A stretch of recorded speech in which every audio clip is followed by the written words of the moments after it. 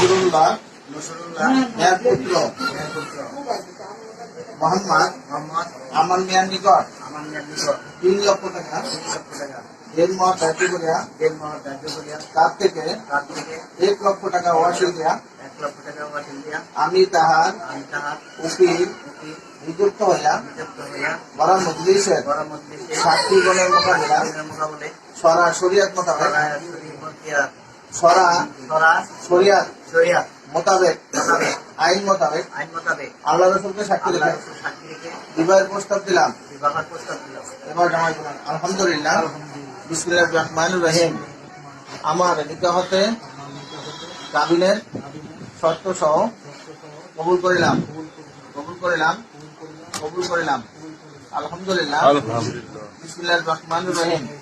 কালেমায়ে তয়্যবা লা ইলাহা ইল্লাল্লাহু মুহাম্মাদুর রাসূলুল্লাহ সাল্লাল্লাহু আলাইহি ওয়াসাল্লাম। বিসমিল্লাহির রহমানির রহিম। কালেমায়ে শাহাদাত আশহাদু আল্লা ইলাহা ইল্লাল্লাহু ওয়াহদাহু লা শারীকা লাহু ওয়া আশহাদু আন্না মুহাম্মাদান আবদুহু ওয়া রাসূলুহু। হ্যাঁ, আমার তো লেখারেন আসসালাম সরা শরিয়াত আর আমি যা কই তাই আমার ফোনে তারপর